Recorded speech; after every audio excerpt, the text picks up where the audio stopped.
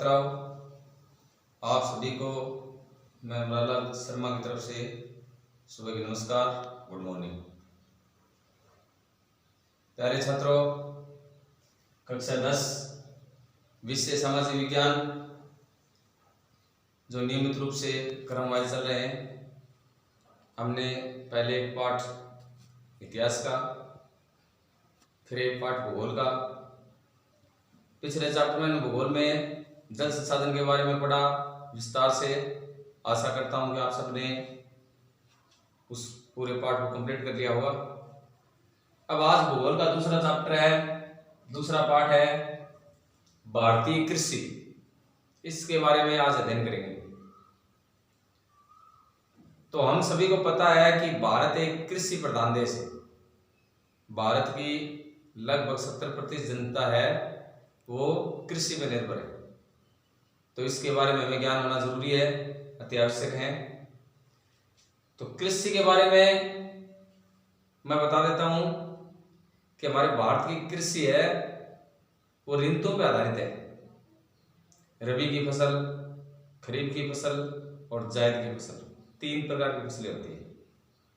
रबी, खरीफ और जायद, ये तीनों ऋतुओं के हिसाब से होती है। इसके बाद में फसलें कितने प्रकार की होती है, एक इंपॉर्टेंट प्रश्न होता है कि फसलें कितने प्रकार की होती है। तो फसलें हमें पता है, वैसे तो कई प्रकार की होती हैं। खाद्यान्न फसलें,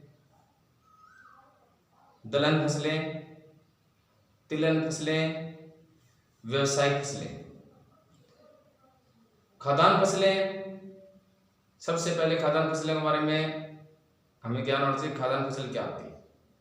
खाद्यान्न फसल जो हमें खाने के रूप में काम आती है, जो हमारे जीवन से जुड़ी हुई चीजें हैं, वो खाद्यान्न फसल के अंदर आती है। जैसे गेहूं, चावल, मक्का, बाजरा, ये सारी खाद्यान्न फसलें हैं। तो थोड़ा थोड़ा विस्तार से इनका वर्णन। सबसे पहले हम खाद्यान्न फसल, उसके बारे में दलहन फसलों के बारे में, उसके बाद में व्यावसायिक फसलों के बारे में जिनसे व्यवसाय होता है। दलहन फसलें जिनसे दालें बनाई जाती है, जैसे मूंग, मोठ, चना, उड़द, सोयाबीन, ये दलहन फसलें हैं। व्यावसायिक फसलें जैसे कपास, गन्ना, ये व्यवसायिक फसलों के अंतर्गत आती है, जिनसे व्यवसाय किया जाता है, जिनके बदले में पूंजी प्राप्त होती है। इंपोर्टेड जो है वो है खाद्यान्न फसलें। तो खाद्यान्न फसलों के बारे में सबसे पहले इंपोर्टेड जो है वो गेहूं की फसल। अधिकांश देश के अंदर खाद्यान्न फसल के रूप में गेहूं काम में लिया जाता है। तो गेहूं के बारे में पढ़ते हैं।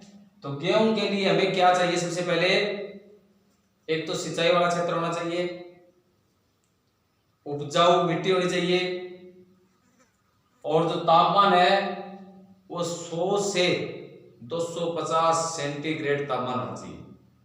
याद रखने वाली बात है, ध्यान से सुना। सिंचाई वाला क्षेत्र होना चाहिए जहां पे पानी की पर्याप्त मात्रा हो। इसके बाद में 100 से 250 सेंटीग्रेड तापमान होना चाहिए, और इसके लिए उपजाऊ मिट्टी होनी चाहिए। दोमट, चिकनी, ये मिट्टी हो जाए, उपजाऊ मिट्टी जिसमें उर्वरकता होती है। और जो गेहूं का पैदावार क्षेत्र है उसमें 70% जो क्षेत्रफल है जहां पे गेहूं पैदा होती है, उसमें मुख्य रूप से पंजाब, हरियाणा, उत्तर प्रदेश, ये स्टेट आते हैं। तो पंजाब में कुल पैदावार का गेहूं सबसे ज्यादा पंजाब में 21% अकेले पंजाब में, और उसके बाद में 6.17% हरियाणा में, क्योंकि हरियाणा क्षेत्र है वो छोटा है, और उसके बाद में उत्तर प्रदेश में 33% गेहूं की पैदावार इन 3 स्टेटों में होती है। उत्तर प्रदेश, पंजाब और हरियाणा। और विशेष बात यह है कि पूरे विश्व के अंदर गेहूं उत्पादन में हमारे भारत का 3रा स्थान है। तो बच्चों, पहला स्थान किसका है ध्यान रखना चाहिए। विश्व में गेहूं उत्पादन में पहला स्थान चीन का आता है, 2 नंबर पे अमेरिका का, और 3 नंबर पे भारत का आता है। गेहूं उत्पादन में भारत का 3रा स्थान है। भारत के अंदर पंजाब, उसके बाद हरियाणा और उत्तर प्रदेश मुख्य हैं, और भी अन्य स्टेटों में भी गेहूं की पैदावार होती है।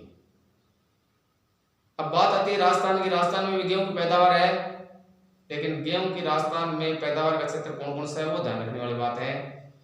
गंगानगर में होती है, हनुमानगढ़ में गेहूं की पैदावार होती है, जयपुर में होती है, जोधपुर में होती है, धौलपुर में होती है। इन क्षेत्रों में गेहूं की पैदावार होती है राजस्थान के अंदर। पूरे भारत के अंदर पंजाब, हरियाणा, उत्तर प्रदेश मुख्य रूप से हैं, अन्य स्टेटों में होती है, और राजस्थान के अंदर गंगानगर, हनुमानगढ़, जयपुर, जोधपुर और पाली इन जिलों में गेहूं होता है। तो ये तो बात थी गेहूं की। अब बात आती है चावल की। चावल है वो खरीफ की फसल का मुख्य खाद्यान्न है। चावल भी बहुत क्षेत्रों में बोया जाता है। चावल भी दक्षिण भारत में जाओगे, इधर बिहार में जाओगे, उत्तर प्रदेश में जाओगे, वहां पे एक मुख्य खाद्यान्न के रूप में माना जाता है चावल, गेहूं की तरह। तो चावल है वो विश्व के अंदर दूसरा स्थान है। चावल पैदावार में भारत का कौन सा स्थान है? दूसरा स्थान। पहला, जैसे गेहूं के अंदर तीसरा स्थान है भारत का, चावल उत्पादन में भारत का दूसरा स्थान है। पहला स्थान बच्चों किसका है? पहला स्थान है चीन का, और दूसरा स्थान चावल उत्पादन में भारत का आता है। अब चावल सबसे ज्यादा जो है वो मुख्य रूप से बंगाल के अंदर होता है, 15.22%। बंगाल के अंदर होता है। उसके बाद में आंध्र प्रदेश में 14.3%, उत्तर प्रदेश में 11.38%, मध्य प्रदेश में 8%। मुख्य रूप से इन स्टेटों में बंगाल, आंध्र प्रदेश, उत्तर प्रदेश और मध्य प्रदेश में चावल की पैदावार अच्छी खासी होती है। तो इसके लिए जो तापमान है वो 190 से 270 सेंटीग्रेड तापमान चाहिए। 190 से 270 सेंटीग्रेड तापमान चाहिए, और सिंचाई वाला क्षेत्र चाहिए इसके अंदर और ज्यादा, गेहूं से ज्यादा भी सिंचाई क्षेत्र होना चाहिए। क्योंकि आपको पता होगा कि गेहूं को पहले जब रुपाई होती है तो उसको पानी में लगभग 40-45 दिन तक पानी में भरे रखना पड़ता है। पानी के अंदर इसकी रुपाई होती है। तो सबसे पहले पानी की तो व्यवस्था होनी चाहिए सिंचाई के लिए, और उसके बाद में इसके लिए उपयुक्त तापमान होना चाहिए, बढ़िया मिट्टी होनी चाहिए, और उन क्षेत्रों में ये चावल होता है। तो इसी कारण हमारे भारत के अंदर पूरे विश्व में दूसरा स्थान है चावल उत्पादन में। तीसरा जो स्थान आता है वो आता है मक्का का। तब आप जानते हो मक्का क्या काम आता है। सबसे इंपॉर्टेंट बात यह है कि मक्का जो है उससे स्टार्च, ग्लूकोज के लिए स्टार्च तैयार किया जाता है। मक्का से स्टार्च पाउडर को बोलते हैं, जिससे ग्लूकोज बनाई जाती है। तो ग्लूकोज के लिए बहुत उपयोगी है मक्का है। मक्का भी हमारी मुख्य खाद्यान्न फसल है, और ये उत्तर प्रदेश में 19.3% और कर्नाटक में 16.78%, राजस्थान में 10.34% और उत्तर प्रदेश में 10%। इन क्षेत्रों में मक्का की पैदावार है बहुत ज्यादा होती है। इसके लिए भी शिक्षित होना चाहिए, पानी की उपयुक्त मात्रा में होना चाहिए, बढ़िया दोमट मिट्टी होनी चाहिए, और एक निश्चित तापमान होना चाहिए, तब जाके मक्का का उत्पादन होता है। खाद्यान्न, भारत में खाद्यान्न की तीसरी फसल। चौथी जो फसल है वो है बाजरा। तो बाजरा जो कुल उत्पादन होता है भारत के अंदर विश्व में पहला स्थान है बाजरा उत्पादन में, और विश्व के अंदर राजस्थान जो है अपने भारत के अंदर, विश्व में भारत पहले स्थान पे और भारत के अंदर राजस्थान पहले स्थान पे बाजरा उत्पादन में। जितना कुल उत्पादन बाजरा होता है उसका 40% उत्पादन अकेले राजस्थान में होता है, तकरीबन आधे के बराबर। और इसके लिए ज्यादा सिंचाई की जरूरत नहीं होती। इसमें ये मानसूनी फसल है, एक तरीके की मानसून पर निर्भर होती है, और ये कैसी भी मिट्टी में पैदावार हो सकती है इसकी। जैसे अपने मरुस्थल है, थार का मरुस्थल है रेगिस्तान के अंदर, राजस्थान के अंदर वहां भी होती है। तो राजस्थान के अंदर इसके में बाजरा के उत्पादित क्षेत्र हैं वो गंगानगर है, हनुमानगढ़ है, बीकानेर है, जैसलमेर है, बाड़मेर है। इन क्षेत्रों में बाजरे की अच्छी खासी पैदावार होती है, और इन क्षेत्रों में बाजरा खाया जाता है। तो ये मुख्य रूप से हमारी खाद्यान्न फसलें थी। खाद्यान्न फसलों के बारे में पढ़ा। अब जो अगले चैप्टर में हम पढ़ेंगे वो दलहन फसलों के बारे में पढ़ेंगे, उसके बाद में तिलहन फसलों के बारे में पढ़ेंगे, उसके बाद में व्यावसायिक फसलों के बारे में। अलग अलग फसलों का अलग अलग विस्तारित रूप है। ये किताब में आप पढ़ोगे तो पढ़ने को आपको पूरी जानकारी होगी। ये संक्षिप्त में बताया जा रहा है, बाकी किताब के अंदर आप पढ़ोगे तो बहुत विस्तारित रूप में होगा।